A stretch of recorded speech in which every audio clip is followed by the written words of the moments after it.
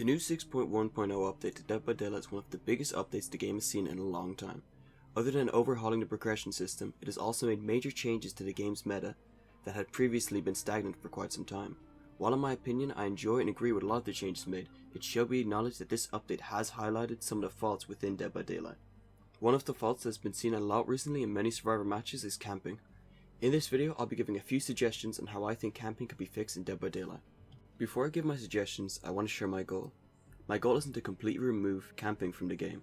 There are times where it is necessary to camp. For example, if a killer has just hooked a survivor and they turn around to the 3 remaining survivors standing in front of them, it wouldn't really make sense to leave the hook. This is a situation where the killer needs to camp. My goal is to try and reduce the effectiveness of hard camping, this being when a killer hooks a survivor and doesn't leave the hook even if there aren't any survivors near. My first change to fix camping would be to pause the sacrifice timer for 30 seconds when a survivor goes from stage 1 to stage 2 on the hook. Let me explain. There are generally only 2 situations when you go from the first to second stage on the same hook in Dead by Daylight. The first being survivor incompetence. If survivors spend too much time doing gens or other objectives instead of rescuing their teammate, they mightn't be able to reach their friend in time before they reach stage 2.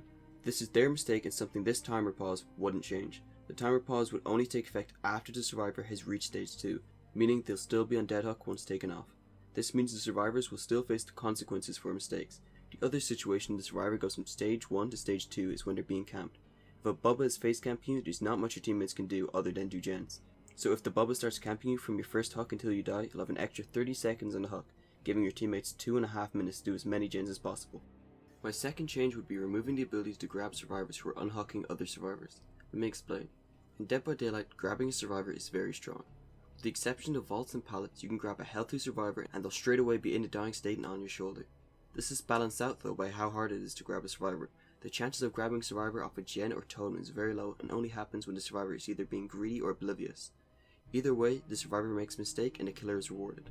This isn't the case for hook grabs. Usually when a survivor gets grabbed off the hook, they were being neither greedy nor oblivious. There are generally 2 situations where survivors grabbed off the hook. The first being when survivor goes for the unhook directly after the teammate has been hooked, also known as a YOLO save. Here, the hook grab can seem fair. The survivor faces a consequence for unhooking directly in front of the killer.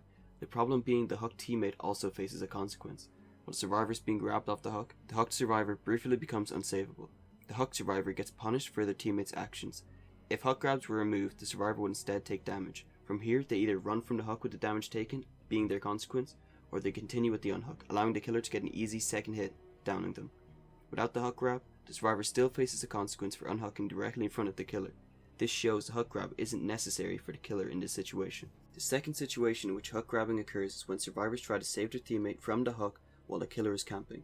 In this situation, the hook grab directly benefits camping because it makes saving the camped survivor much harder. If the killer successfully grabs the survivor, they are rewarded for staying next to the survivor, and the survivors are penalized for trying to allow their hook teammate to actually play the game. This doesn't seem very fair. If hook grabs were removed, though it would still be hard to combat the camping, you'd be able to trade places with the hook survivor much more easily. This would allow the previously hooked survivor to get a chance to do something besides sit in a hook. It would also give survivors more time to do gens if they periodically switched who was on the hook. For these reasons, I believe removing hook grabs could make camping a less effective strategy. My third change would be adding anti-camp to more killers' powers. If we look at some of Dead by Daylight's more recent killers, some of them have anti-camp built into their powers. For example, the twins can't switch who's in control when close to a hook, and the artist can't place their crows close to a hook.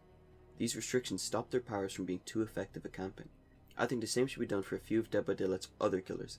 For example, here's an idea I had for Bubba. In case you didn't know, when Bubba revs his chainsaw, his tantrum meter begins to fill. This was implemented to stop him from constantly revving the chainsaw in front of hooked survivors.